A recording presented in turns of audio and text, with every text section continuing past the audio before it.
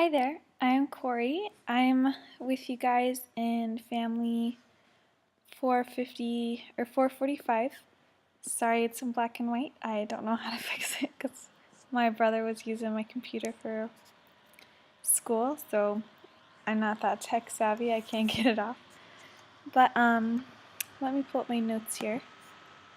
So, um, as far as for my learning and teaching interactions, I've learned quite a lot. I was surprised. Typically, it's kind of review or things you've learned over and over, but I learned a lot from the readings these past 3 weeks, and I also particularly like the way that they apply with how we've been forming our practicum. Specifically, the marketing, I really enjoyed that. But I have notes, and they're in the order of the readings, so they're kind of, the chapters are all over the place. But the first thing from the first week that really impacted me was the statement, I think it was in the first chapter, that said, family life education brings about information to the public. And I always really, I don't know, that struck me because I always wondered, what is it that I really do? And people ask me that all the time.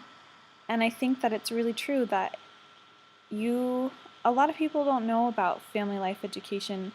A lot of people don't take an entire college education to devote it to family life and healthy practices. And I think taking all the studies that we've done and bringing them to the public really makes an impact. And I've seen it because I've already helped a couple families with the things that I've learned. So I really can testify. I love that it says it brings it to the public, because especially through the family life education classes and through doing practicum, you really do bring it out in the open where people maybe would have never have learned how to help their problems, or maybe even didn't know that the family problems they had were common. So bringing it into the public makes a huge impact. Another sentence I loved were there's three main targets with helping families.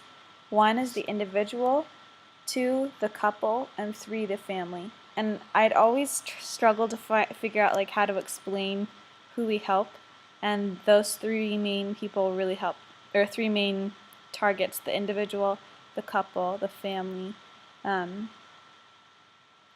When you target the individual, most things stem from one person. It stems from you, and helping build that up and helping build that individual, change their mindset. It has the power to change the whole entire family. And especially when you target a couple, typically they're the head of the family. They can make huge impacts on their families as the units that they are, because they typically run them, they typically make the decisions. So I learned a lot from that one, and as well as targeting the family, the family is like a machine. And so when you make sure it's running smoothly, you have to make sure all the parts are working correctly. So that really helped me. I really liked that sentence that broke that down when it talked about that. Another part that I really liked, the most effective approach to families emanates from a perspective of health and well-being, and the capacity of parents to raise their children effectively is influenced by their own development.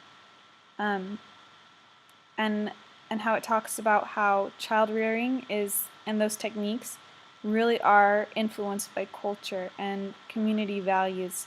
I've learned over and over in our reading that community plays a huge impact in family life, and I always knew that, but I guess maybe it's because I just recently made my move back out to Georgia, but the community and the area around here is completely different than when I lived in Provo, Utah. And it's also, I stayed a while in Boston, and it's a completely different world than Boston, and the way people raise their kids is totally different. And I never realized how big of a part community plays, and I've noticed that all throughout our reading, that community just keeps coming up in your culture, and you really have to be specific and love the people and know what they love to really help them. So I really like that. I also like that the reading just really emanates that positive look at health and well-being, and over and over you see them talking about helping, helping, helping. It's never like judging and fixing. It's always helping, and I really like that from the reading. And the way that the reading is worded has helped me a lot to put that in perspective as well. I've liked that. Let's see. Social support networks are essential to family well-being. That's huge. And again, that brings it right back to community. Your social support networks and things like that, your community is your social support. I mean, you can get on the phone and call someone, but that's a big deal. And I gotta speed through because I've talked too much. But it's another statement: we're benefited by learning locally, nationally, and internationally. I just wanted to say I had taken a while and lived and backpacked in Mexico and taught English there for a while, and what I learned from the Mexican culture about family and about siblings, the way they build their families is totally different, and it's really remarkable and beautiful. And I really studied that when I was there, and I brought it back with me, and it's how I've really helped form my family too. And so you do benefit from international studies, and I think it has helped me as well, helped many Spanish families here that I've worked with, because it is different. So I think, again, paying attention to culture, but also studying all the differences in the world benefits you here, now, wherever you go, because it gives you that broader insight. So I was appreciative of the book saying that.